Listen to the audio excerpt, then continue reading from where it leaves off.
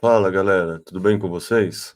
O BipaCast hoje é um assunto que eu confesso que eu conheço só por cima, mas justamente por isso eu quis trazer para cá para a gente entender mais como funciona. Que a gente acaba se preocupando mais com os movimentos do mercado, o que que vai acontecer com o preço. Eu, particularmente, já trabalhei 2 anos da mineração, então é um tema que me interessa muito, mas a parte do desenvolvimento do Bitcoin em si e como funciona o Bitcoin Core é um assunto que, assim, talvez por ter pouquíssimas pessoas que realmente entendam sobre isso no Brasil, mas eu sinto que é um assunto pouco debatido, pouco conhecido. Então, para conversar sobre isso, ninguém melhor do que o Bruno. Bem-vindo, Bruno. Muito bom falar com você. Queria pedir para você começar se apresentando. E assim, quem é o Bruno? Qual foi sua trajetória antes de conhecer o Bitcoin? Daqui a pouco a gente entra na parte Bitcoin, no ecossistema, no Bitcoin Core, mas Uhum. para o pessoal te conhecer, começa contando quem é você antes de você ter conhecido o Bitcoin. Beleza. Bom, sou o Bruno. Hoje eu trabalho com Bitcoin, no Bitcoin Core especificamente. Mas antes de eu trabalhar de fato com isso, eu tenho um background em computação, né? Então, sou formado nisso. Trabalhei em diversas empresas com desenvolvimento mesmo. Trabalhei em multinacionais, ou fábrica de software também. Esse era meu background antes de realmente adentrar ao desenvolvimento do Bitcoin de fato. Na verdade, teve até um hiato aí no meio, porque eu trabalhei como desenvolvedor para algumas exchanges, etc.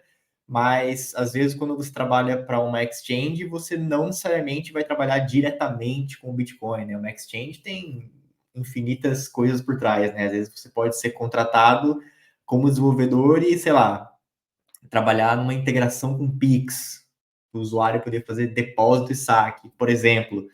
Então, eu tenho esse background também, trabalhei em exchanges, mas depois disso que eu realmente migrei de fato para o desenvolvimento do Bitcoin. E como você conheceu o Bitcoin? Assim, você já era desenvolvedor, fábrica de software, e aí você ouviu falar do Bitcoin um dia, se interessou na hora ou demorou várias exposições, que nem a maioria das pessoas?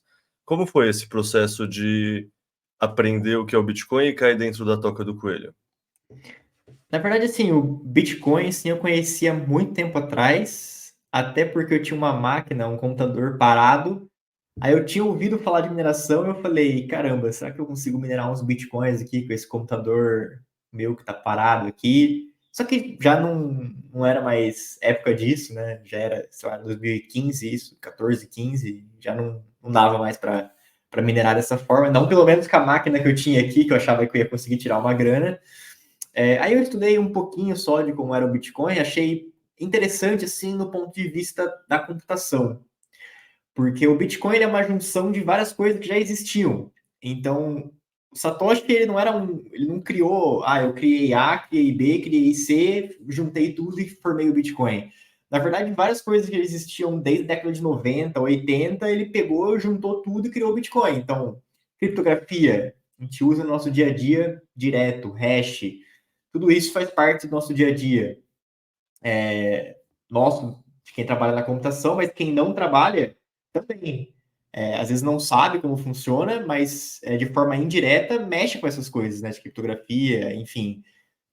O próprio Proof of Work, que veio da ideia de combater spam em e-mail. Então ele juntou todas essas ideias que já existiam e criou o Bitcoin. E no ponto de vista da computação, eu achava muito interessante. Porque ele juntou sistemas distribuídos, rede peer-to-peer, com a questão da mineração, aí tem os scripts das transações, tudo, essa salada toda eu achava muito interessante computacionalmente, né, nesse ponto de vista. Mas eu não tinha entendido ainda no ponto de vista econômico, a questão do ouro digital. Para mim não fazia muito sentido isso. Eu também era muito novo na época, tipo, hoje eu tenho 25 anos, então 2015 eu tinha 16, 2014 tinha 15, era muito novo, não tinha essa mentalidade ainda. Tanto que depois eu me envolvi com shitcoin, porque você cai naquele conto da tecnologia ser melhor, e não, tem isso, tem aquilo, tem essa feature a mais, isso aqui é mais rápido, mais lerdo, mais não sei o quê. Mas quando você entende de fato o que é o Bitcoin, você entende por que ele tem que ser desse jeito. E eu comecei a entender de fato o Bitcoin mesmo há pouco tempo, assim, entender 100% mesmo a lógica, tanto como o design do Bitcoin encaixa com realmente o que ele é. E aí, como é que eu entrei nessa questão do desenvolvimento mesmo? Comecei a mexer, trabalhar no Bitcoin Core, etc. A gente pode falar um pouquinho mais para frente disso, mas daí um amigo meu, o Lucas, né, que você conhece, todo mundo que está envolvido nesse meio conhece ele, me falou de um seminário que era, ele é feito pela Chaincode, que é uma empresa de Nova York, que mexe com o desenvolvimento do Bitcoin também. E esse seminário era bem técnico. Era entender realmente como o Bitcoin funciona nas partes técnicas. Então a gente se encontrava, era uma vez por semana, a gente lia o material de estudos, né? Se encontrava uma vez por semana em grupo para debater umas questões legais. Ah, como funciona isso? Como é que funciona aquilo? Só que eu, um pouco mais curioso, comecei a pensar assim, poxa, a melhor forma de aprender talvez seja lendo o código, né? Porque lá está a implementação de fato. E eu comecei a ler o código, comecei a ver como ele funcionava, como o que era o Bitcoin Core de fato, e eu comecei a ver, poxa, isso aqui tem dá para melhorar isso, isso aqui tem um bugzinho, e etc. E fui começando a ter minhas primeiras contribuições, e aí depois eu deslanchei como contribuidor, né? E antes de entrar no Bitcoin Core em si, você falou que você trabalhou para algumas outras empresas dentro do ecossistema Bitcoin, fora do ecossistema Bitcoin, e agora você está no Bitcoin Core, que é um projeto open source. Quais são as Sim. principais características dessas três situações de emprego? Ou seja, alguém que ganha uma bolsa, um grant de um projeto open source, alguém que é desenvolvedor no ecossistema Bitcoin ou no ecossistema cripto, ou seja, já está no ecossistema, mas ainda está numa empresa centralizada, e alguém que está numa empresa centralizada, uma fábrica de software, uma coisa Fiat mesmo. Tem, sei lá, como é cada característica de cada uma dessas ocupações? Bem interessante essa pergunta, porque eu trabalhei por uns anos numa multinacional grande, gigantesca. Depois, eu trabalhei numa exchange, e aí aquele ritmo startup, aquela loucura, coisas mudando toda hora. E ali eu já senti uma diferença, que é legal, porque você vê que uma empresa, uma multinacional consolidada, ela tem os processos bem definidos, ela tem uma segurança e uma estabilidade, assim, querendo ou não, porque ela já viveu muita coisa, ela tem previsibilidade, tem dinheiro, né, que isso é o mais importante também. Então é outra pegada. E fui também para uma startup, aquele época da pandemia, antes, que é aquele negócio de arrecadar dinheiro e contratar mais dev, e projeto atrás de projetos. E você vê que é uma mentalidade bem Fiat mesmo, assim, né? De tipo assim, arrecadar dinheiro de um venture capital e você tem que torrar aquele dinheiro, então, para conseguir pegar mais, né? Então, é aquela parada de um monte de dev e fica um ambiente meio de loucura, assim, porque você não sabe o que cada pessoa está fazendo, o que você tem que fazer, a mudança a todo momento. Claro, tem os pontos positivos, mas tem os pontos negativos também. Só que nas duas situações são empresas, então você tem uma hierarquia, você tem um gerente, você tem um dono do produto, você tem devs mais seniors, que eles têm uma responsabilidade de te mentorar ou te ajudar, tem devs mais júniores que estão ali para aprender, você tem metas, você tem o seu papel bem definido. Quando eu mudei para o open source, eu vi que era bem diferente. Então, embora eu ainda seja um desenvolvedor, trabalhar com open source, ele é mais parecido com um papel de um pesquisador do que um desenvolvedor. Porque você vai ter que. Você não tem um chefe, você não tem uma demanda definida, você não tem um product manager, não tem nada disso. É você e você. Às vezes nem colegas você tem outros contribuidores, né, que estão ali envolvidos no projeto também, mas eles não têm uma responsabilidade com você. Então é você estudar, é você ver o que precisa ser melhorado, é você entender o que se é hora ou não de mexer em uma parte específica do código, que às vezes não é hora, que pode dar conflito. É você ir atrás de, por exemplo, entender, por exemplo, você ter essa mentalidade, tipo assim, poxa, Eu tenho que revisar outros pull requests, quais pull requests são mais importantes, por exemplo. Então, todas essas coisas é bem diferente do modelo de trabalho tradicional, porque você tem um ecossistema ali te ajudando e envolvido com você. Então, como eu falei, você tem gerentes, você tem product manager, você tem outros devs que querendo ou não são do seu time. Quando você parte para o open source, é um trabalho mais independente e mais parecido com o de um pesquisador. E, assim, uma vantagem de algo centralizado é conseguir estabelecer prioridade e se organizar, né, para realizar um trabalho mais complexo. Tipo, eu trabalhei com pesquisa na universidade, então até tem um orientador de, sabe, o seu orientador do mestrado, o seu orientador do doutorado, acho que é um pouco diferente do processo de ganhar uma bolsa no mundo de open source. Como funciona essa, sabe, talvez seja basicamente por reputação, por quem é mais antigo no projeto, que ajuda a dar um direcionamento, ou no fundo acaba sendo um caos que, sabe, vai dando certo de uma maneira aleatória? Como funciona essa gestão de como queremos fazer? Que nem você falou, pô, tem vários pull requests diferentes. Você que escolhe, é do bom senso do próprio desenvolvedor olhar um ou outro, como, sabe, como tomar decisões nesse ambiente? É basicamente uma loucura e bom senso mesmo. Então, é você realmente olhar e falar assim, poxa, isso aqui realmente é importante, porque é um bug fix, por exemplo, mas não é 100% bagunça, porque os desenvolvedores, a gente tem algumas reuniões que são abertas, inclusive semanais, e a gente tenta definir, por exemplo, projetos que são prioridades. Então, tem alguns projetos que a cada 6 meses a gente troca, e a gente fala assim, ó, esses projetos são prioridade, então a gente foca a revisar esses projetos. Por exemplo, se eu abrir um pull request e conflitar com algo desses projetos de que são prioridades, claro que o meu pull request vai ficar no limbo. Então, não é 100% tão bagunça assim. É claro que, mesmo tendo esses projetos que são prioridades, tem gente que trabalha com outras coisas que tem nada a ver com esses projetos. Ou que escolhe, por exemplo, revisar coisas que é de uma área que entende mais. Porque isso é uma coisa interessante também, que o Bitcoin, especificamente o Bitcoin Core, ele tem vários módulos, né? E não necessariamente você vai trabalhar com todos ou ser especialista em todos. Tem gente que trabalha numa área específica, por exemplo, peer-to-peer. Tem gente que trabalha, eu tá focado em mempool.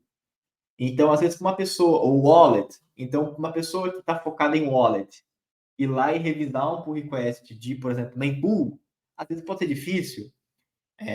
Então, tem isso também, né? Não, perfeito. Vamos dar um passo atrás para depois eu entrar nessa parte dos escopos das wallets, nós, mempool, etc. Mas antes, vamos imaginar que alguém que está ouvindo a gente aqui nem sabe o que que é um Bitcoin Core Dev. Então, o que que é um Bitcoin Core Dev? Como alguém resolve virar um, assim? Você já contou o seu processo de decisão de como você foi se envolvendo, mas explica para alguém que não sabe o que que é um Bitcoin Core Dev mesmo. Uhum. Eu acho que é legal a gente voltar até um pouco atrás e tentar explicar, por exemplo, o que é o Bitcoin Core, né? Como surgiu o Bitcoin Core. Tem gente que não sabe, mas quando o Satoshi Nakamoto criou o Bitcoin, ele criou a teoria, que é o white paper, basicamente. Então ele fez o release do white paper. Só que quando ele lança o white paper, ele lança junto o código-fonte. Então ele fala, ó, tá aqui minha ideia, tá aqui a implementação. Já é o Bitcoin Core. Aquilo ali já é o mesmo Bitcoin Core que a gente tem hoje. Claro que evoluiu, mudou muitas coisas, mas a origem é lá com o Satoshi Nakamoto. E quando ele lança, né, o Bitcoin, quando ele lança o código em si, era um código um pouco mal organizado, só tinha suporte, por exemplo, só funcionava no Windows, então Linux e macOS não funcionavam. Inclusive, tem o famoso caso do Laszlo, que comprou as pizzas lá por 10 mil bitcoins, mas ele ajudou a ter suporte para macOS, se eu não me engano, Sim, sim. depois do Satoshi. E aí teve uma outra pessoa, antes, inclusive, que adicionou suporte a Linux. E aí foram surgindo pessoas no meio do caminho. Então começou com Satoshi e depois foram surgindo pessoas que foram se envolvendo. Então surgiram veio o Satoshi e começou a vir mais pessoas que começaram a ajudar no código. Até que chegou um momento que existia uma pessoa que era o Gavin, que ele já estava contribuindo pra caramba, já estava ajudando, perdão, pra caramba o Satoshi, já tinham outras pessoas ajudando também. E aí chegou aquele fatídico e-mail do Satoshi que ele fala que o Bitcoin está em boas mãos. Na verdade, ele até fala em boas mãos com o Gavin e o pessoal, e que ele estava pulando fora. Então, a partir dali, continuamos até hoje com o desenvolvimento dessa forma. Então, do Gavin foram surgindo outras pessoas, depois ele passou a chave, né, que eu falo, do GitHub para outras pessoas, mais pessoas foram começando a contribuir, e aí foram surgindo as empresas que de fato apoiam o desenvolvimento do Bitcoin. Então, por exemplo, uma das primeiras empresas que surgiu foi a Chain Code Labs, que ela basicamente é uma empresa de Nova York, aquela que eu falei de seminários, que contratou desenvolvedores para trabalharem full-time no Bitcoin Core, por exemplo.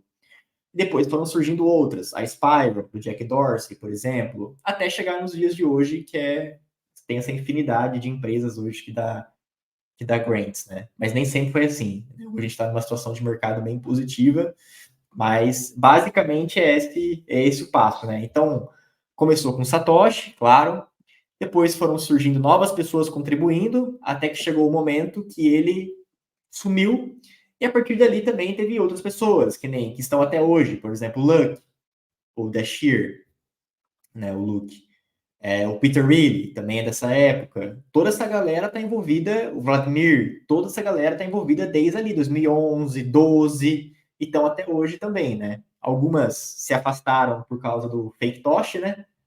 E agora estão voltando, né, por motivos óbvios, mas esse é todo o caminho, assim, de como surgiram esses Bitcoin Core Developers, né? Embora também esse título é um título que não há um consenso, né? Porque não existe assim, como que alguém se torna um Bitcoin Core Developer? Eu também não sei o que define uma pessoa como Bitcoin Core Developer. É ela trabalhar full time com isso? É ela ter algumas contribuições? Enfim, a gente costuma dizer que tem os contribuidores que são os contribuidores regulares, aqueles que estão regularmente contribuindo com o código, né? E aí independe de você realmente trabalhar full time nisso, ou você ter uma sua própria empresa e no seu tempo livre você contribuir com o Bitcoin. Mas tem hoje cerca de umas 30, 40 pessoas que a gente fala que são os contribuidores que estão ali frequentemente contribuindo. Perfeito. Tá. E qual é o escopo do que esses contribuidores olham? Assim, você comentou mempool, carteira, os nós, o software tem interface com a mineração, assim, que linhas de código em específico o Bitcoin Core é responsável e, portanto, vocês olham? Na verdade, o Bitcoin Core ele tem várias coisas nele, né? Então ele tem, por exemplo, wallet, carteira, tem a interface gráfica, né? O GUI, então você pode rodar o Bitcoin Core na linha de comando ou você pode ver a interface gráfica dele. Então tem gente que trabalha, por exemplo, só com a interface gráfica, melhorando a interface gráfica. Tem a parte de peer-to-peer, que é a parte de conexão com outros nós, comunicação com outros nós. Tem a parte de mempool, tem a parte mais voltada à segurança e qualidade, que é a parte de testes, né? Então a gente tem testes automatizados, tanto funcionais, unitários, fuzzing, vários testes de segurança. Então tem o Bitcoin Core em si, assim, ele é um software bem completo. Embora você não obrigatoriamente tenha que rodar o Bitcoin Core com todas essas coisas, por exemplo, você pode rodar o Bitcoin Core sem wallet. Você pode rodar o Bitcoin Core sem suporte para o GUI, por exemplo. Eu posso compilar o Bitcoin Core sem interface gráfica. Então, ele tem várias coisas, mas o coração dele é ser um full node, né? O coração dele é ser um nó. Então, o coração dele é o quê? Se comunicar com outros nós, ser capaz de validar transações, ser capaz de validar blocos, propagar transações, propagar blocos, etc. Né? Esse a gente fala que é o coração, mas aí tem uma infinidade de coisas ao redor dessas funcionalidades. Né? Mas hoje, por exemplo, se você olhar as estatísticas, 95% ou mais dos nós na rede rodam o Bitcoin Core. Perfeito. Fazendo uma pergunta que é o advogado do diabo aqui agora, e qual a importância dos desenvolvedores atualmente, visto que o código do Bitcoin já foi escrito há 15 anos e ele tem rodado sem bug pelo menos há 13, 14 anos?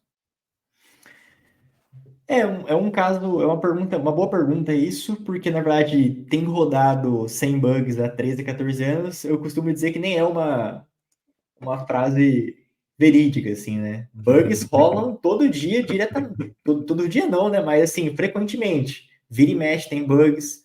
Agora começaram a fazer o disclosure de vulnerabilidades. Então tem várias versões antigas que tem uma série de vulnerabilidades. Então, quem trabalha com software consegue ter essa noção que geralmente o software nunca está pronto, né? A gente tem essa sensação, né, de que nunca está pronto, sempre tem coisa para fazer. Então, sempre tem o que melhorar. Embora hoje o software seja muito mais maduro e robusto do que as versões anteriores de 5, 6 anos atrás, sempre tem coisa para fazer. Então, sempre tem, por exemplo, como deixar ele com uma performance melhor, como aumentar a segurança, adicionando mais testes, por exemplo. Então, sempre tem o que fazer. E, claro, novas features trazem ainda mais trabalho, né? Porque tem traz mais coisas para testar, por exemplo. Então, implementaram o Taproot. Legal, mas tem que revisar todo esse trabalho. Tem que escrever testes para isso. Aí tem que mexer em várias partes do código, enfim. Então, eu costumo dizer que sempre tem coisa para fazer, né? Nesse sentido. Nunca que o código vai estar 100% pronto, né? Então, é até engraçado que hoje em dia se fala muito de ossificação. No ponto de vista do protocolo em si, porque tem uma diferença entre Bitcoin Core e Bitcoin. O Bitcoin Core é uma implementação do Bitcoin, do protocolo Bitcoin. E como é um software, ele não vai parar nunca. Tem que receber atualização, tem que receber, por exemplo, melhorias. Então é inviável dizer assim que, tipo, todo mundo põe a mão para cima, o código está pronto e já era, é só rodar. Não existe isso. A linguagem também, o Bitcoin Core é escrito em C++. E aí, a cada ano que passa, lança uma versão nova de C++, que às vezes a gente tem que trocar alguma função que a gente usava. Antes usava a função A, agora é melhor usar B, porque tem uma performance melhor, por conta da linguagem em si. Então, tudo isso acontece e é por isso que tem esses desenvolvedores que estão diariamente trabalhando no Bitcoin Core. Perfeito. Bom, aqui você vai ter que explicar um negócio que eu ouço essas palavras, eu confesso que eu não sei uma definição formal, eu imagino que muita gente também não saiba, que você falou que tem o protocolo e tem a implementação do protocolo, que é o software, ou seja, tem o Bitcoin e tem o Bitcoin Core. Explica para alguém que está no Bitcoin, apesar da tecnologia, e não no Bitcoin por causa da tecnologia, o que que isso quer dizer e quais são as diferenças, o que que é um protocolo, o que que é um software, sabe? Quais são as nuances aí? Boa. Eu costumo dizer que um protocolo nada mais é do que um conjunto de regras. Então, por exemplo, essa live ela tem um protocolo que é, por exemplo, um dos protocolos aqui é falar português. Então eu falo português, você entende português, você me responde em português. Por isso que está funcionando. Ponto. Se eu começar a falar em russo, vai dar ruim, a não ser que você entenda, né? Mas vai dar ruim. Então é uma regra, é um protocolo. O Bitcoin é um protocolo. Então ele é um conjunto de regras que tornam o Bitcoin. Então, que conjunto de regras são essas? Por exemplo, tamanho do bloco, como uma transação, a estrutura da transação, como ela é constituída, como um bloco é constituído, proof of work. Tudo isso são regras que fazem o Bitcoin funcionar. Então, por exemplo, outras questões de protocolo, a comunicação entre os nós, igual eu falei aqui, eu estou falando português, você está falando português. Então, um nó, para se comunicar com o outro, eles têm que falar a mesma língua. No caso, existe uma série de mensagens no protocolo que é feita justamente para ter essa comunicação entre os nós. Então, se eu te mandar uma mensagem X, e ela faz parte do protocolo, você vai entender. Olha, essa mensagem X aqui significa que o outro nó está me solicitando um bloco específico. Beleza, vou mandar para ele um bloco. Então, tudo isso faz parte do protocolo. Então, se você quer aumentar, por exemplo, o tamanho do bloco, você tem que alterar o protocolo. E as pessoas têm que concordarem com isso, tem que ter um consenso. Agora, o que o Bitcoin Core faz? Ele implementa essas regras. Então, o tamanho do bloco é X, então a gente vai no código implementar X. É dessa forma que uma transação é constituída? Então, é dessa forma que a gente vai aqui escrever no código como é uma transação. Como é que valida um bloco? É protocolo. Então, é dessa forma que a gente vai escrever o código de como validar um bloco. O legal é, se você escrever o seu software, então você não quer usar o Bitcoin Core, eu quero Bitcoin Core em C++, eu quero escrever a minha implementação em Rust. Se você implementar bonitinho esse protocolo, então se você implementar o Bitcoin da forma certa, você vai conseguir se comunicar com o outro nó que está rodando o Bitcoin Core. Por quê? Porque a gente está falando a mesma língua, a gente está sob o mesmo protocolo, sob as mesmas regras. Então você vai construir um bloco, esse bloco vai ser válido para mim, porque a gente está nas mesmas regras. Você vai fazer o relay de uma transação, e eu vou validar essa transação e vai estar tudo bem, por exemplo, porque, novamente, a gente está implementando o mesmo protocolo. Então, essa é a diferença. Então, por exemplo, o Bitcoin Core, quando eu executo ele abre uma interface laranja, mas eu quero mudar para vermelho. Isso não é protocolo. Isso é uma mudança do software. Agora, eu quero mudar, por exemplo, Segwit, ou Taproot, ou aumentar o tamanho do bloco, ou diminuir. Isso é protocolo. Você está mexendo nas regras do Bitcoin. Então, é como se o Bitcoin fosse um jogo de futebol e tem regras. Tamanho do campo, as regras que o juiz vai usar para tomar as decisões. É 11 jogadores para cada lado. Se um time entrar com 11 e outro entrar com 15, não vai dar jogo. Então, agora, se o time é São Paulo ou Corinthians, não faz diferença, entendeu? Então, o Bitcoin Core pode ser o São Paulo e pode ter uma outra implementação que é o Corinthians. Se eles forem jogar o mesmo jogo, 11 contra 11, com as mesmas regras, perfeito. Agora, eu não posso, por exemplo, vai jogar São Paulo e Corinthians, né? Jogo de ida e jogo de volta. No Morumbi, o campo é X por X. Chega lá em Itaquera, o campo é 2 vezes maior. Não, vai dar jogo, tem que ter uma regra, tem que ter um consenso. Nosso consenso é qual? O tamanho do campo vai ser X ou vai ser Y? Então é basicamente essa a diferença, né? Você citou um bom exemplo para pensar nisso, que é o campo de futebol. O campo de futebol, ele tem as diretrizes da FIFA, ou seja, tem um lugar que o protocolo das regras fica armazenado.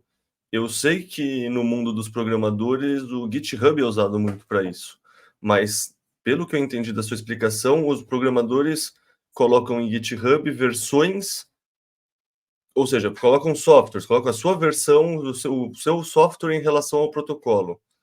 Onde existe um lugar que fica anotado as regras do protocolo do Bitcoin, ou é basicamente um consenso entre todas as versões de todos do Bitcoin Core, de outras implementações e toda a rede que roda em conjunto? Então é uma coisa meio que emerge disso tudo em detrimento de estar centralizado e anotado em um lugar em específico. Essa, Onde tá os protocolos do Bitcoin, basicamente? Pergunta. essa é uma pergunta excelente e é um grande calcanhar de Aquiles do Bitcoin, que é justamente a gente não tem um lugar onde eu posso pesquisar as especificações do Bitcoin. Então, tem algum documento oficial, assim, que eu vou lá e vejo, o protocolo é assim, assim, assim, assado, que eu posso seguir esse documento para, por exemplo, implementar, criar minha própria versão, por exemplo, criar meu próprio software? Não tem. A gente tem os BIPs, né? Que é o Só um Bitcoin. adendo. Se alguém fizer isso, inclusive, a pessoa vai ouvir que isso é um ataque ao Bitcoin. A gente tem os BIPs, então muita coisa está formalizada nos BIPs. Então, por exemplo, Taproot, vai estar lá uma especificação de como é o Taproot bonitinho. Agora, no ecossistema do Bitcoin, o próprio Bitcoin Core ele é usado como referência. Então, a gente não tem uma documentação escrita.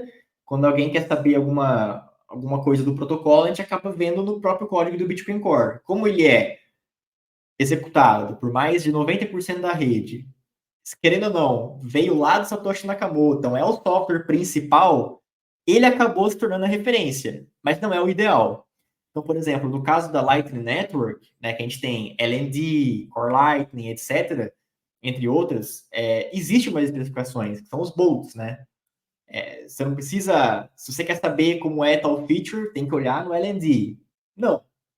Até pode, mas eles tentam, né, melhorar algo que o Bitcoin acabou não tendo, que é a questão das especificações.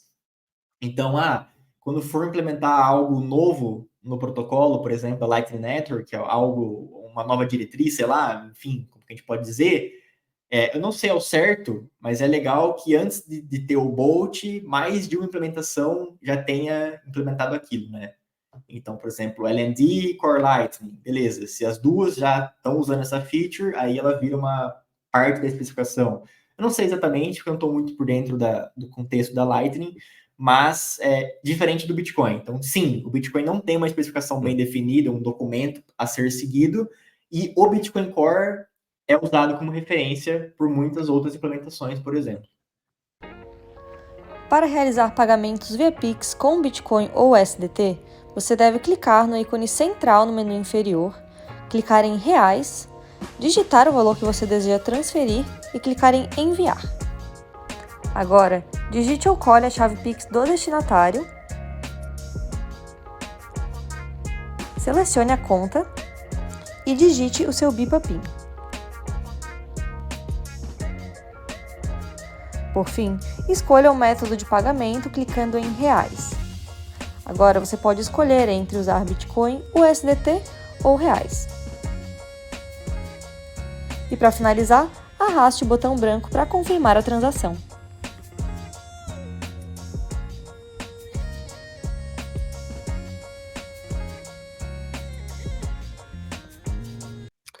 Perfeito. E aí você comentou também do FakeTosh há um tempo atrás.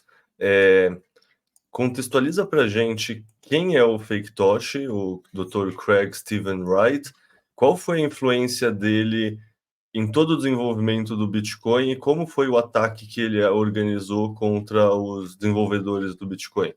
Sei lá, porque muita gente, assim, nunca levou o Craig Wright a sério, porque, assim, qualquer pessoa que observa um pouco mais, ele parece mesmo um palhaço, mas essa não é a percepção dos desenvolvedores. Para os desenvolvedores, ele foi um ataque grave ao Bitcoin. Eu já vi gente falando que ele era o maior risco ao Bitcoin justamente pelo lawfare, pelo ataque via processos que ele fazia aos desenvolvedores. Então, contextualiza isso para a gente, para quem não é tão atento com essa parte do ecossistema.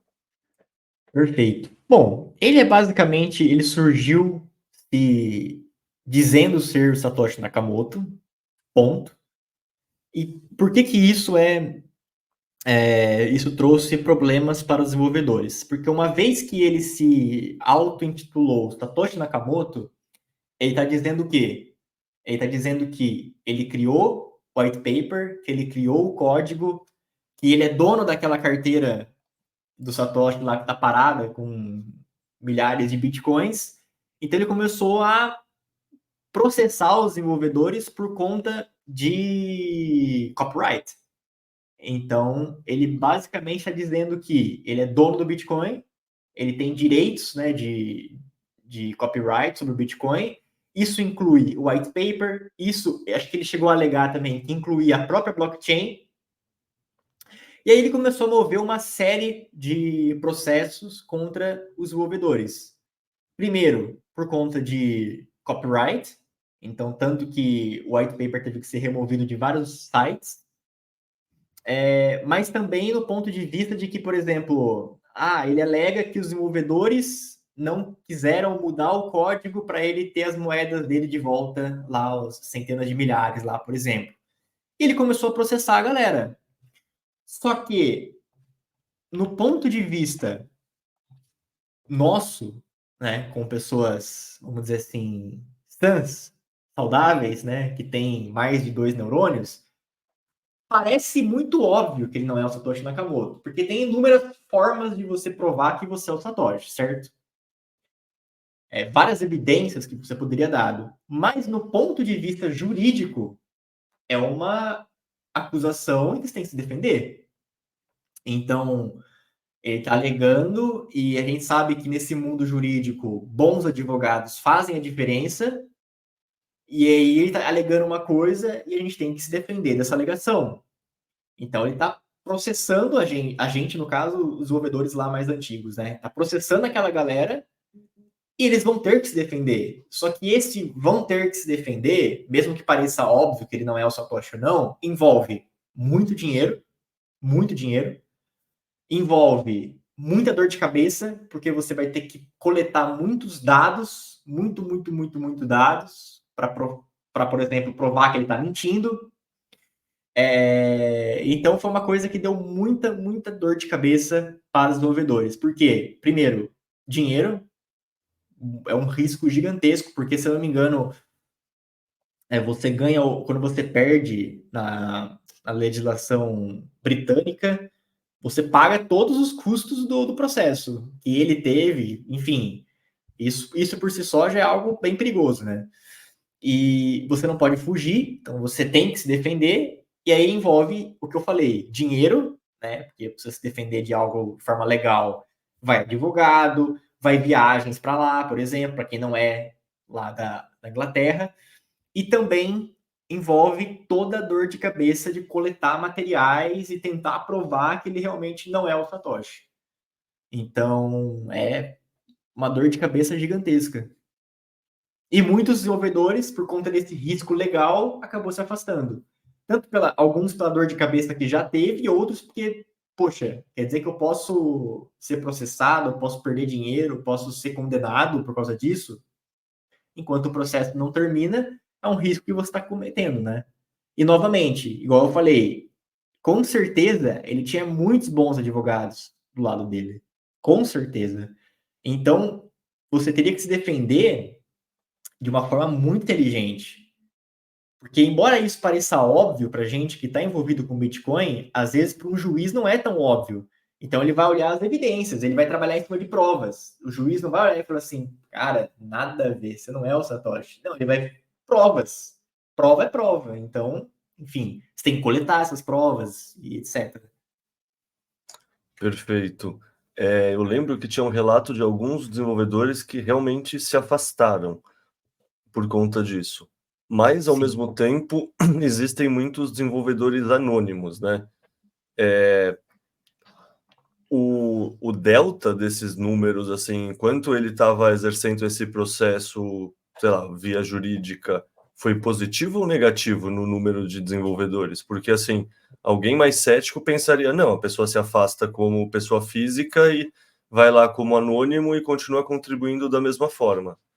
Isso é viável ou mesmo assim o pessoal achava que era um risco tão grande porque, no fundo, mesmo um OPSEC do anônimo não é tão fácil assim, você pode sofrer processo mesmo assim, que nem é o caso do Rodonauts, né? Que no fundo ele não é um core dev, mas ele era um anônimo do Twitter que foi sim processado pelo Craig Wright e quebraram toda a anonimidade, toda a privacidade dele, e ele teve que se defender e gastar não sei quantos milhares de dólares, mas de receber doação da comunidade para conseguir pagar o processo.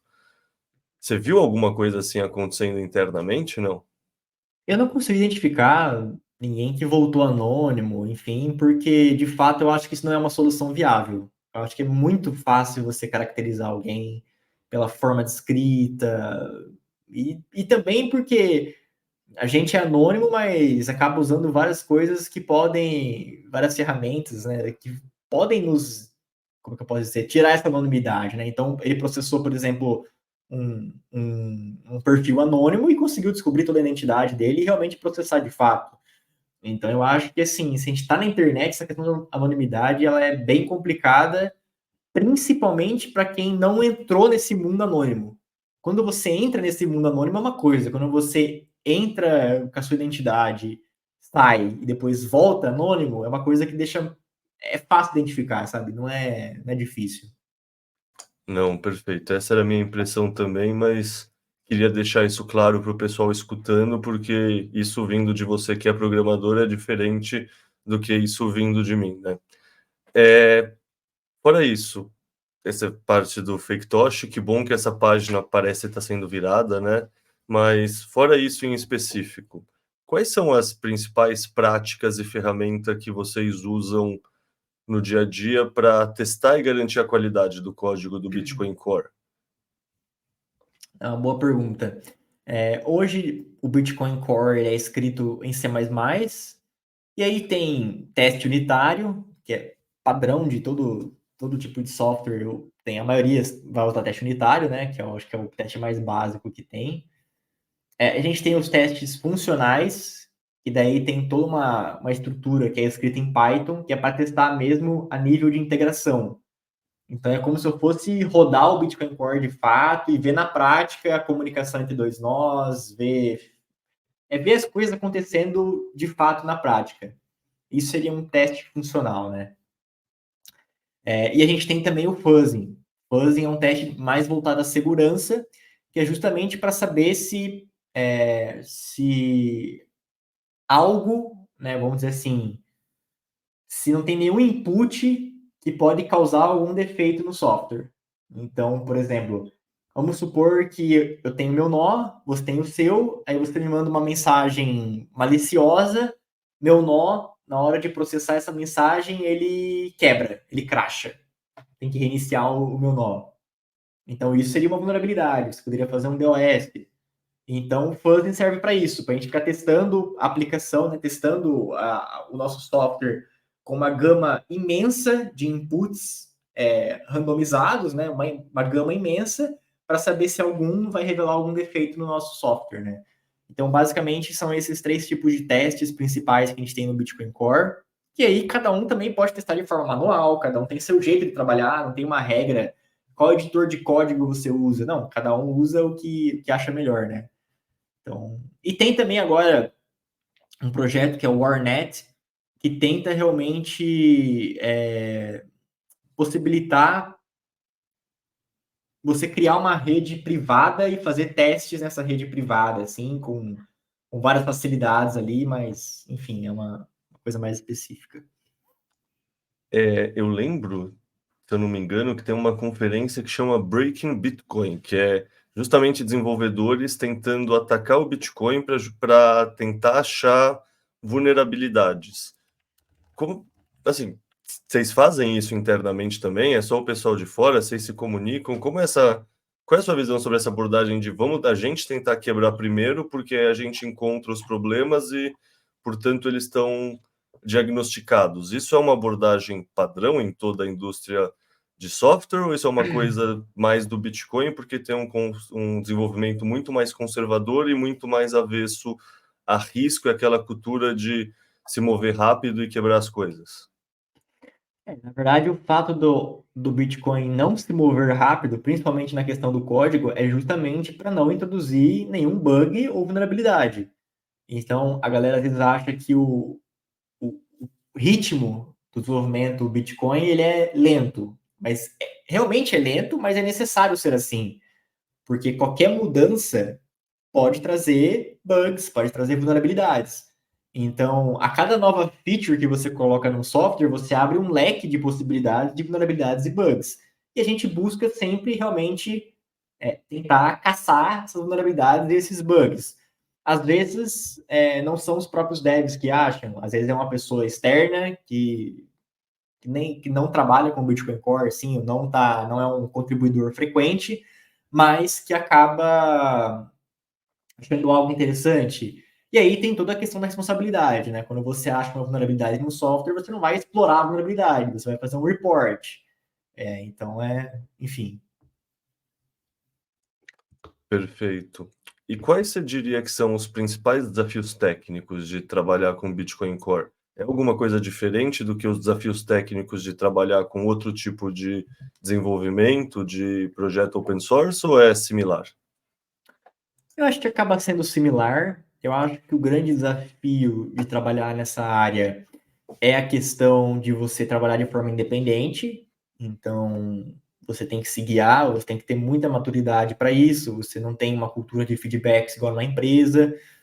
Tem a questão do pace também, né, do ritmo, no caso, porque às vezes você pode abrir um pull request e ele pode ficar lá meses sem ninguém olhar para ele.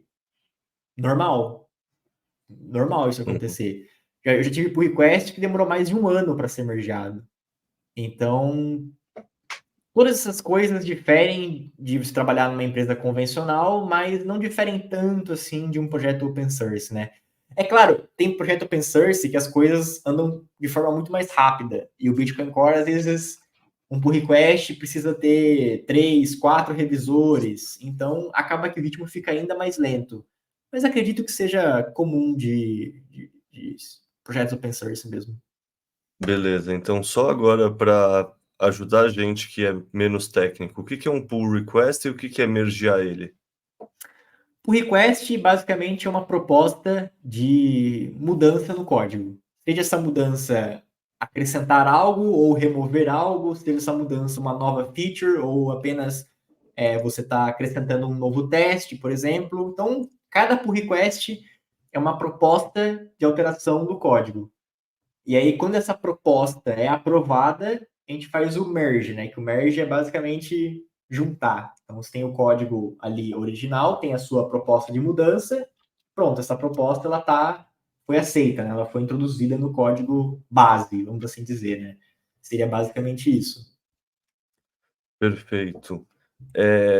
E assim, a gente ouve falar muito de um assunto que é o Bitcoin sendo atualizado, o Bitcoin e as próximas mudanças nele. Então, explica pra gente aqui o que que é como o Bitcoin é atualizado. E aí você vai provavelmente falar dos BIPs. Então, adicionando essa pergunta, o que que é um BIP e qual a diferença dele para um pull request? Porque você aqui acabou de falar que o pull request também são pedidos de mudanças no código do Bitcoin.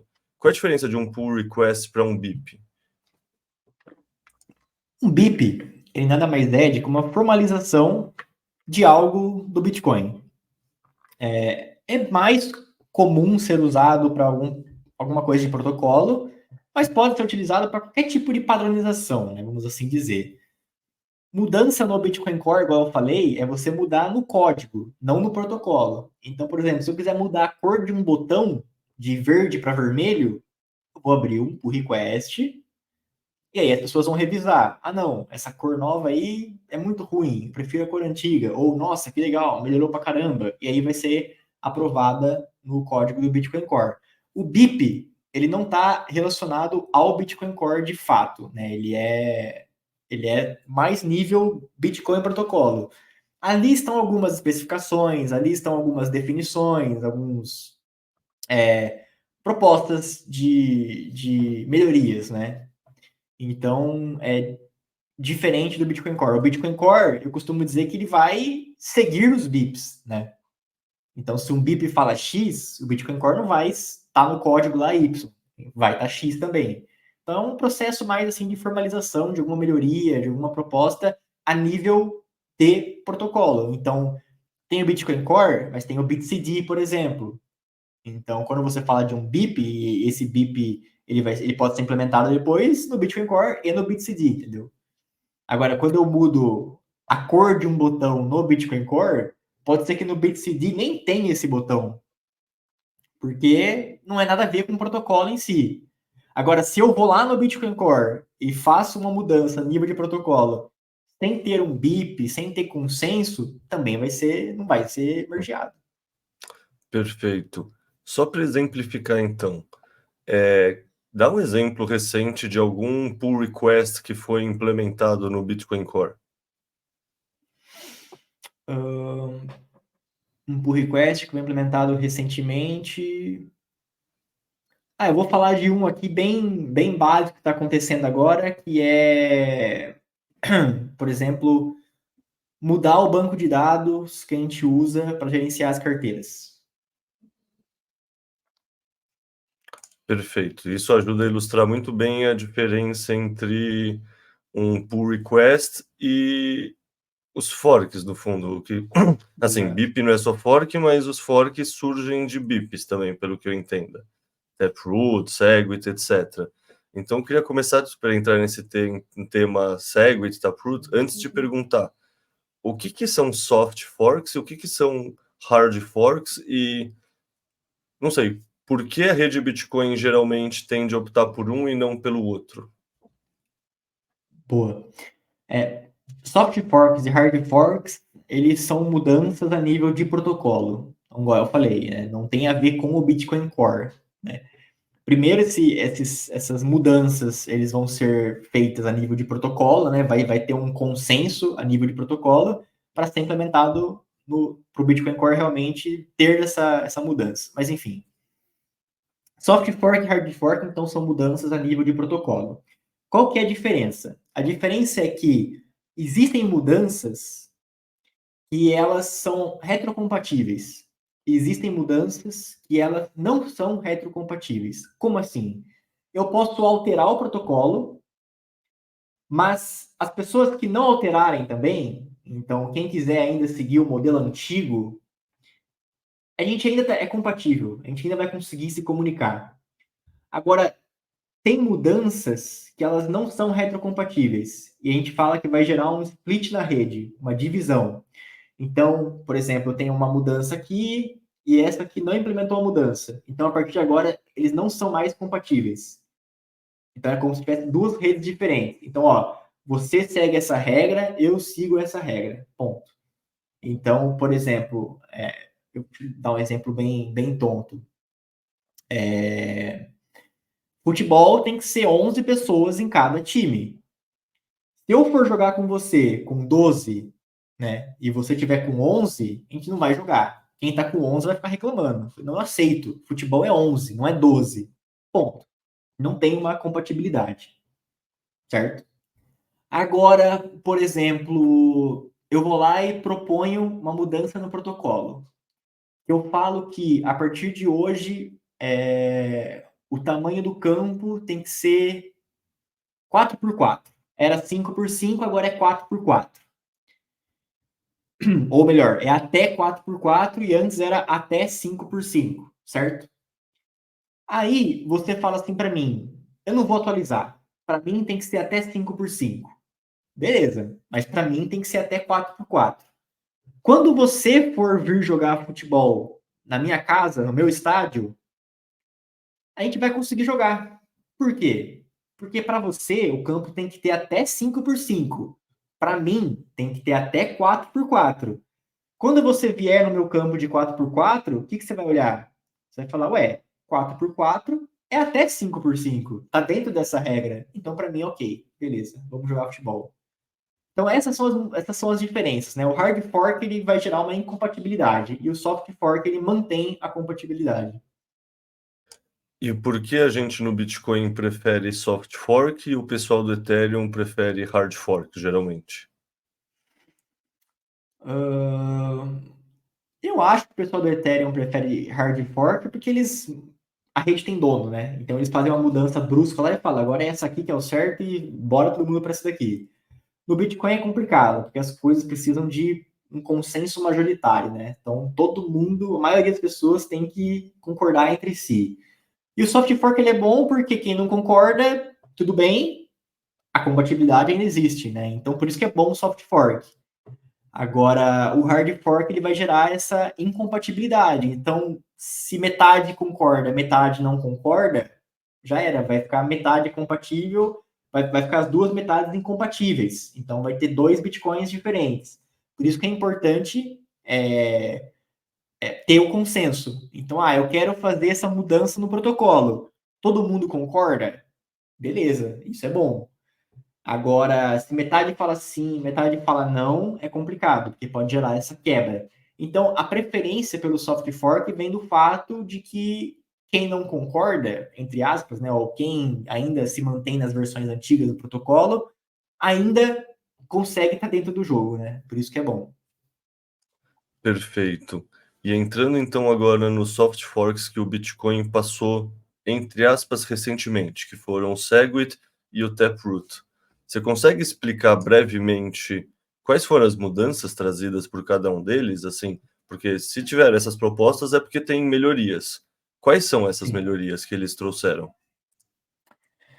Tem bastante coisa que ficaria mais de hora aqui falando, mas o Segwit, por exemplo, vamos dizer que ele conserta um problema de maleabilidade do Bitcoin, que era importante. Então, vamos resumir. O Segwit conserta um problema de maleabilidade que ajuda a existir, por exemplo, a Lightning Network. Junto com isso, ele também trouxe a possibilidade de ter blocos maiores sem que isso seja um hard fork. Ponto. O Taproot, ele já traz melhorias em questão de desempenho e privacidade, porque ele é a junção de assinaturas Schnorr e também de MAST, né? MAST. São duas coisas que, se eu for explicar aqui, a gente vai ficar horas também, mas é basicamente uma mudança que trouxe possibilidades de privacidade, escalabilidade, melhorias, que, na verdade, por que o Taproot ele não foi, por exemplo, controverso? Porque são melhorias clássicas, são melhorias assim que era óbvio e que já deveriam ter no Bitcoin antes, mas que não tinham por questão de patente, por exemplo. Então, hoje a gente usa Schnorr porque a patente não existe mais, né? Foi quebrada no caso. Ou expirou, não sei qual é o termo certo, mas por isso que agora a gente usa Schnorr. Se não, a gente teria antes, por exemplo. Então, é basicamente duas explicações bem simples. E toda a discussão que hoje, porque assim, você falou que o Taproot não foi polêmico, e assim, na época eu até lembro que não, mas depois, e o ser humano tem esse viés de reescrever a história, né? Surgem ordinals, inscriptions, e uma parte do ecossistema Bitcoin ficou bem puto com esse fork do Taproot, que supostamente foi o que tornou mais viável usar o Bitcoin como um banco de dados descentralizado de NFT e de inscriptions, etc., em detrimento de só a função monetária dele. Ou seja, como você vê essa parte de... Porque, assim, no fundo é um risco que ninguém parou para pensar, é o unknown, é o desconhecido desconhecível. Como você vê isso nessa discussão inteira do Bitcoin de forks? Eu costumo que não ninguém, mas eu acho que a maioria das pessoas não previam que o Taproot ia ser utilizado dessa forma. Mas, ao mesmo tempo, o Bitcoin, ele é teoria dos jogos. Então, se alguém está disposto a a usar dessa forma, está pagando, está dentro das regras do jogo, será que esse é um problema? Né? Enfim, é uma questão bem filosófica, assim, de que o Taproot, não vou nem dizer que ele possibilitou os inscriptions, né, que você poderia fazer de outra forma, mas ele ajudou, né, impulsionou, mas, querendo ou não, na visão do protocolo, igual eu falei, são transações. Independente do que elas representam, são transações, tá dentro da regra do jogo, né? No fundo, essa é a minha visão também, mas eu aqui como entrevistador, às vezes, preciso fazer o papel do advogado do diabo para pegar mais Sim. opiniões do convidado, mas para mim é isso, tipo, as transações estão dentro do consenso. Quem sou eu para falar que transação é válida ou não é válida? Eu sou um censor, se eu quiser ter esse tipo de opinião, e no fundo isso é tudo que o Bitcoin quer evitar, né? Exatamente. Bom, e agora fazer a pergunta mais fácil de todas dessa entrevista. Qual é o próximo fork do Bitcoin? É difícil falar qual que é o próximo soft fork. Tem muita gente que tá nos covenants, né? Tá tendendo aos covenants, mas tendendo ao conceito de covenants, né? Vamos dizer assim. Mas agora, como esses covenants vão ser implementados, né? Qual opcodes vão ser habilitados? Isso é uma coisa que é muito difícil ter consenso. Eu acredito que, particularmente, isso não vai para frente tão cedo, porque realmente não é um consenso se covenants é legal ou não. É um consenso de como esses covenants vão ser construídos, quais opcodes, né, vão ser habilitados no Bitcoin, né? Então, isso é a parte mais complicada, porque tem vários opcodes diferentes que funcionam de forma diferente, mas fazem a mesma coisa. Tem gente que acha que tem uma combinação, que o ideal seria ter uma combinação de opcodes, né? Tem que habilitar o X, o Y e o Z. Então é uma questão bem complicada. Eu chuto que isso seria o próximo soft fork, claro, mas também chuto que ainda vai demorar muito se for acontecer por conta dessa questão do consenso.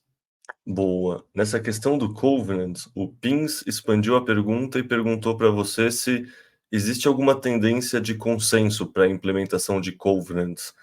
que você esteja observando. E eu queria expandir também para perguntar como você enxerga essa discussão toda de covenants, não só se ele é o próximo fork, mas se você acha útil, se você não acha útil, se você gostaria que existisse, se gostaria de que existisse por quê, o que isso vai possibilitar mais, que faz sentido a gente querer trazer isso para a layer 0 do Bitcoin, para o protocolo mesmo. Não sei, dá um apanhado geral dessa discussão dos covenants para a gente. Eu acho que ainda não tem consenso especificamente de como implementar esses covenants, né? Quais opcodes serem ativados, né? Chegou a um certo momento a ter um pequeno consenso ali por causa de uma conferência, um BitC++ que teve, se eu não me engano, mas agora parece que também esfriou esse consenso. Cada hora surgem novas propostas. Covenants é muito interessante porque eu acho que ele traz um poder para quem faz, para custódia muito legal. Então ele possibilita coisas bem legais, tipo vault, você colocar mais pré-condições em transações, acho que ajuda até na questão de herança, enfim. Mas tem muitas formas de fazer covenant, igual eu falei. E eu realmente não vejo um consenso na forma ideal, assim, né? Fala pessoal, tudo bem com vocês? Espero que vocês estejam gostando desse BipaCast. Estou passando aqui para pedir para vocês curtirem, compartilharem, se inscreverem nos nossos canais, mandar para um amigo se achar que esse conteúdo faz sentido, que ajuda bastante a gente a crescer. Eu geralmente não gosto de pedir essas coisas, é meio constrangedor, mas realmente ajuda. Então, desculpa interromper a programação, mas dá essa força lá para nós, por favor. E também outra coisa que você pode fazer que ajuda a gente é preencher a pesquisa de satisfação que eu tenho deixado sempre na descrição dos vídeos. Com isso a gente entende o que vocês gostam de escutar, o que vocês não gostam, tópicos que a gente poderia abordar mais, tópicos que a gente poderia abordar menos. Enfim, basicamente, quanto mais feedback vocês derem para a gente, mais a gente entende como melhorar e entregar um podcast, um produto cada vez melhor para vocês. Beleza? Então, bora de volta para o podcast. Valeu. Não, perfeito. Eu adiciono que eu também não vejo consenso nenhum nessa discussão. Essa parte de custódia sempre me pareceu interessante mesmo, porque, tipo, hoje em dia, qual é o pensamento de sucessão? É fazer uma caça ao tesouro, é fazer um negócio, assim, meio código da Vinci, assim, e sem dúvida, se o Bitcoin é tão moderno, dá para melhorar um pouco isso daí. Mas, ao mesmo tempo, eu ouvi um pensamento que eu concordo muito, que é assim, se a atualização do Bitcoin não é um hell yeah, sabe, não é um puta, é isso, com certeza é isso, então ela é um não. E assim, se 80% da rede está convencida, mas não é um hell yeah para 95%, ela continua sendo um não. E assim, é uma barra muito alta, mas o Bitcoin é assim mesmo, e isso que protege ele. Então, sei Sim. lá, eu com uma opinião zero técnica, zero embasada, nunca peguei um opcat, nunca tentei ver nenhum BIP de nenhum desses covenants, mas só observando como pessoas que eu conheço e confio que trabalham com o desenvolvimento do Bitcoin e entendem, e como não emerge um consenso educado aí, me parece também que ainda não chegamos próximo de um consenso e de ter uma implementação que...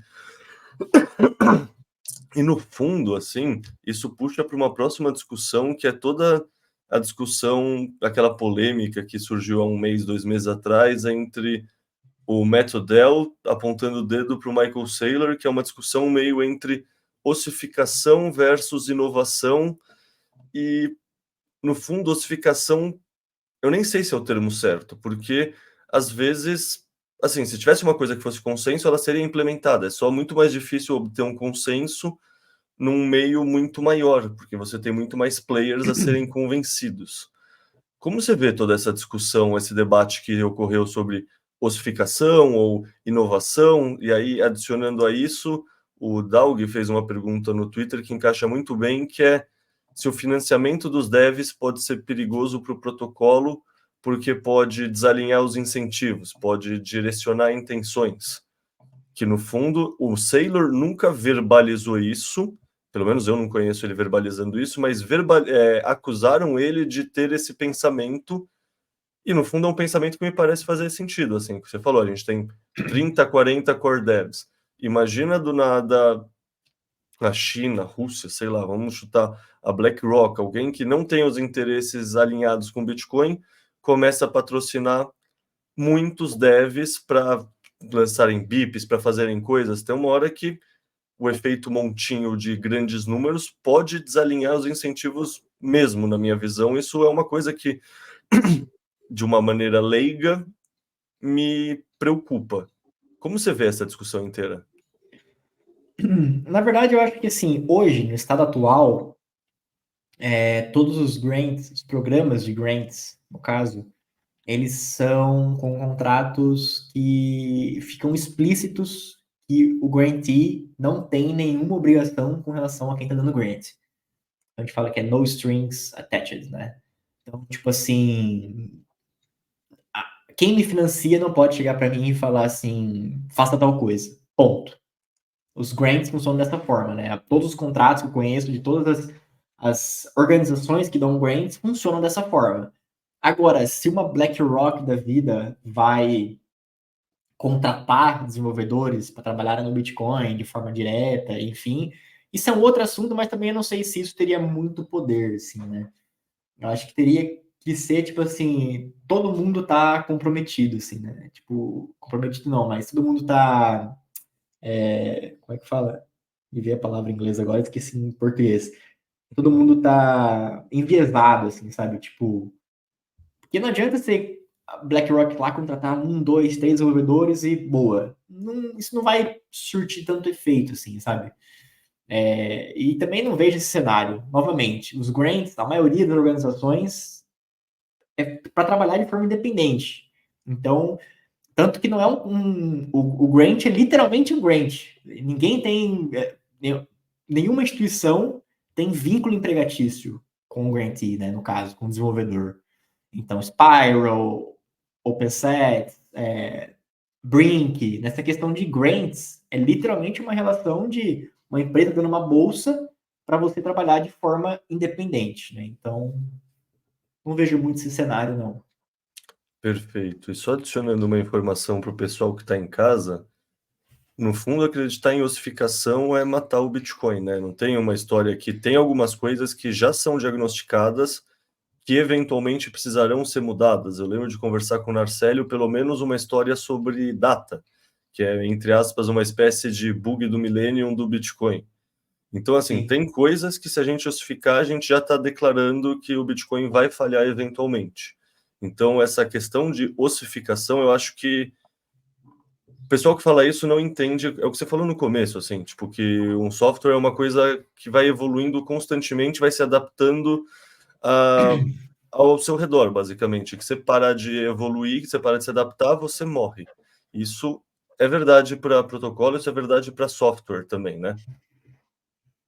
Essa é uma questão. Na verdade, assim, nenhum extremo para nada na vida é saudável, né? Então, a ossificação com uma ideia que está se espalhando não é saudável, né? A gente sabe que não tem como ter essa condição. A gente precisa de mudanças. Ainda, eu acho mais estranho ainda quem fala de ossificação a nível de código. E quando você fala de ossificação a nível de protocolo, tipo assim, não precisa de governance, não vai ter nenhum OPCat, nenhum OPCode novo, ou habilitar um que já existiu. Beleza.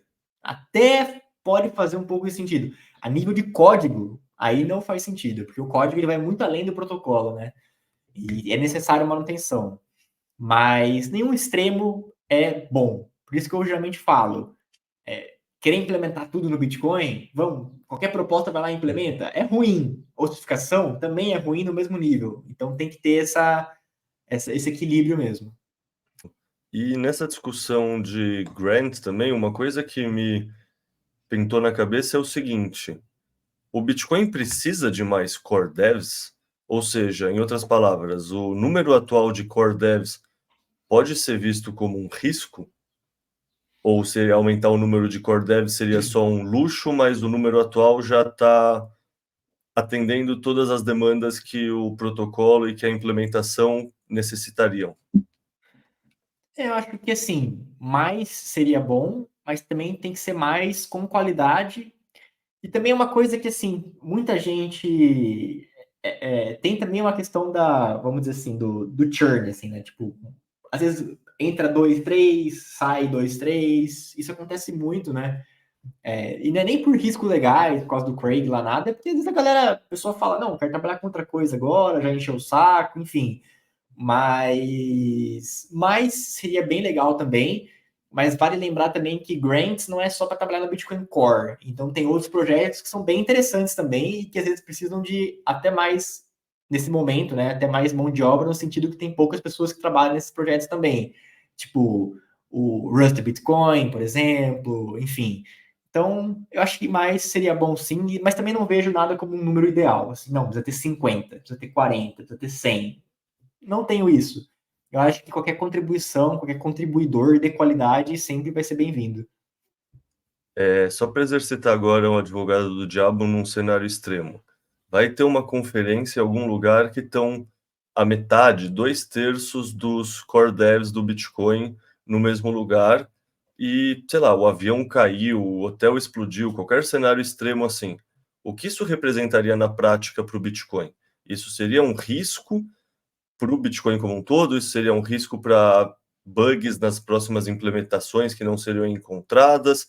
Com o tempo, a gente conseguiria, entre aspas, produzir, treinar novos core devs, sei lá, o Jack Dorsey, o Michael Saylor dariam mais grants e novos pessoas que estavam dentro de outras empresas e da BIPA e da mercado Bitcoin e da Binance perceberiam que é importante, entrariam no Bitcoin Core. Como você vê esse cenário extremo, assim, que se acontecesse, se eliminassem metade dos devs do core agora, o que aconteceria? É um cenário bem extremo. Acho que o que aconteceria é que o desenvolvimento ficaria mais lento, eu diria. Não consigo ver nada assim de muitas coisas negativas. Assim. Esse cenário seria horrível, claro. Mas não consigo pensar numa consequência assim de agora, assim, de putz, o que aconteceria? Eu acho que, claro, muitos pull requests iam ficar lá abandonados, vários projetos abandonados, e os devs que sobraram iam focar em coisas mais essenciais, né? Eu acho. Até forem surgindo novos contribuidores. Mas é complicado, porque tem a galera que é mantenedora também, enfim, mas é algo a se pensar. Perfeito. E nesse cenário, assim, sei lá, tem o pessoal que tem a senha do GitHub, tem um pessoal que aperta o Enter que faz a linha do código ser atualizada. Tem uma distribuição grande o suficiente entre esses pessoal para pensar que não tem esse risco de a pessoa que cuida do GitHub ou a pessoa que posta no não sei aonde que é postado a principal implementação do Bitcoin Core, isso não representa um gargalo também? Eu acho que não, porque vamos supor que, nossa, dá um exemplo muito extremo. Um cara foi sequestrado, né? E aí alguém foi lá e zoou todo o GitHub. Enfim, o código é open source, então a gente pode forcar o código, né? Pode fazer uma cópia do projeto e continuar sem aquela pessoa. A gente pode fazer uma cópia do projeto de fato, por exemplo, excluir alguma atualização que foi ruim, enfim. Mas são casos bem hipotéticos, mas eu acho que assim, como é que eu posso dizer? Não vejo nenhum risco nesse sentido, porque o GitHub é só uma forma de gerenciar, mas também o código que está ali não é o deus grego que se mudou aquele código automaticamente a rede inteira já vai estar comprometida. Primeiro que se alguém colocar alguma vulnerabilidade lá, primeiro que a rede tem que atualizar, né? E se alguma coisa, o Bitcoin Core é tão visto pelas pessoas, assim, é um projeto tão importante que qualquer coisinha que já ficaria fora do comum, sairia do padrão, as pessoas iriam detectar e iriam já falar, ó, não atualiza, não faz isso, não, ou vamos reverter, enfim. Então acho que é um cenário bem improvável, assim, enfim. Não, 100% de acordo. Eu só estou pegando a sua opinião aqui para o pessoal em casa ouvir alguém que está por dentro dos bastidores falar a mesma coisa que tem mais peso, né? Mas no fundo, o que é importante é o efeito de rede, não é o lugar que a informação tá. Tipo, todo mundo procura a implementação do Bitcoin Core Core, porque tem reputação, é onde o pessoal conhece e confia. Se tem algum problema lá, vão se criar outros lugares, outros GitHubs, outros sites também que vão ter reputação e que o pessoal vai confiar. E aí eu sempre lembro nesse assunto de forks, de o risco de novas atualizações para o Bitcoin, uma conversa que eu tive com o Narcélio, que ele só respondeu assim, cara, o meu core não está atualizado desde 2015 e ninguém me consegue me forçar a atualizar. Então é isso, assim, tipo, não é que tem uma atualização nova no GitHub, automaticamente ela está distribuída para 100% da rede. Ela, ao longo de anos, algumas pessoas vão atualizando, as novas pessoas que entrarem talvez tenham ela, mas assim, eu não atualizo o meu Bitcoin o meu Core desde que eu instalei ele. Eu tenho um Node prunado que acho que é a versão, puta, agora eu não lembro de cabeça se é a 23, pode ser uma coisa assim, mas e eu não atualizei desde que eu abri ela a primeira vez, assim, sabe? Eu instalei, tá rodando, eu não vejo necessidade nenhuma de atualizar. E é a 25, é a versão 25.0.0. E Sim, tô bem satisfeito com ela, não vejo motivo nenhum de eu querer mudar ela. Então, perfeito. é isso. Quem me força a atualizar? Ninguém. E isso é verdade para todas as outras pessoas que têm os seus nós rodando. Então, se alguém comprometer uma linha de código do Bitcoin Core que está no GitHub, isso não é legal, óbvio, mas isso tem um Sim, potencial de estrago muito menor do que a pessoa que é leiga escutando isso imaginaria que teria. Não é como se tivesse uma vulnerabilidade no Google ou em alguma coisa na nuvem da Microsoft e do nada contaminassem todos os computadores do mundo que estão logados no Google ou na Microsoft, sabe? Não é esse cenário no caso do Bitcoin. Então é uma coisa que é um risco muito menor, é um risco que não é existencial de maneira nenhuma. perfeito. É isso mesmo. E sobre a interação entre o Bitcoin Core e o mercado e os usuários, a demanda de mercado, demanda dos usuários, afeta de alguma forma o racional dos desenvolvedores, afeta de alguma forma os processos internos de qual BIP a gente vai olhar primeiro, qual pull request, porque eu já vi muita gente falando que, sei lá, o pessoal que tem empresa da Lightning, por exemplo, sempre é a favor da implementação que vai ajudar a própria empresa. E isso é Sim. natureza humana. Eu imagino isso acontecendo em todos os lugares, inclusive no Bitcoin Core. Mas como você sente isso na prática? Ah, não sinto isso muito. Não acho que isso é muito evidente no Bitcoin Core, não, porque a gente costuma dizer também que as coisas têm que fazer sentido para todo mundo. Então, não é porque uma empresa específica precisa de uma feature ou alguém que o desenvolvedor vai lá e vai implementar. Não é nem assim que funciona.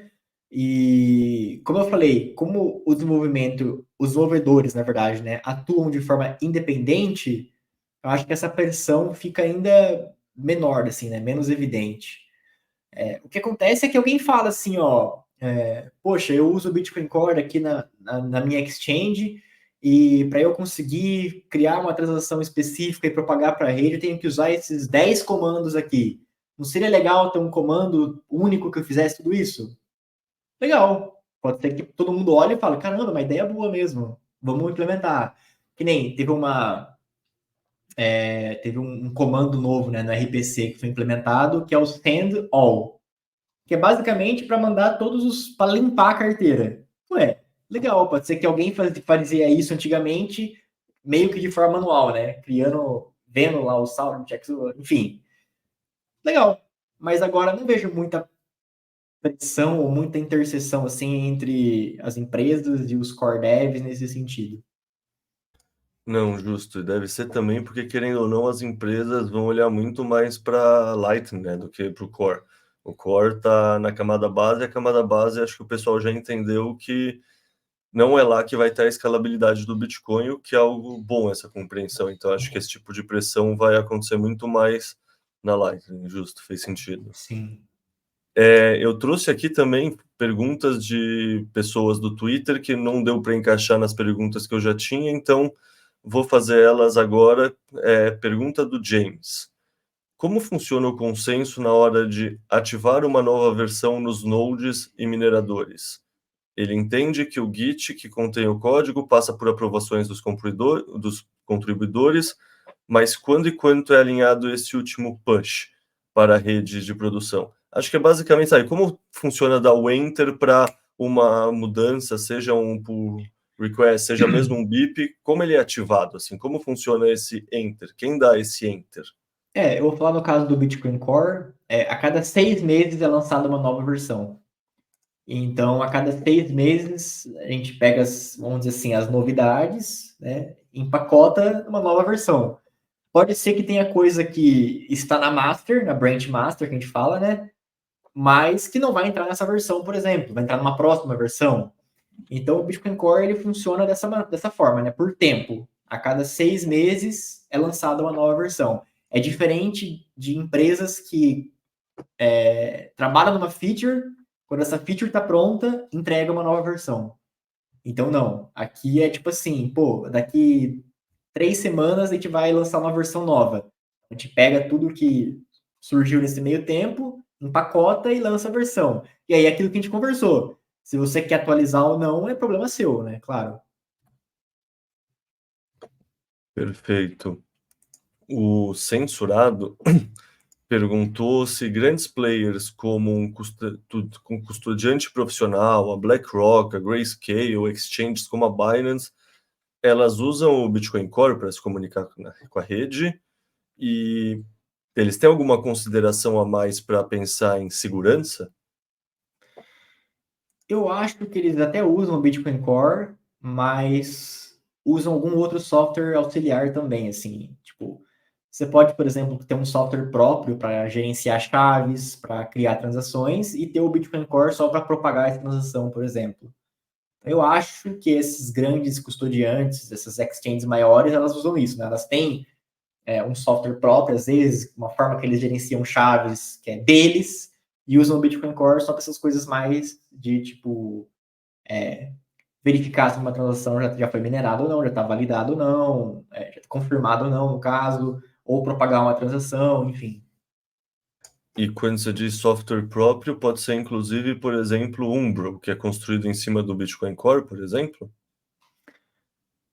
Pode ser, mas eu não acho que não é esse o caso, por exemplo.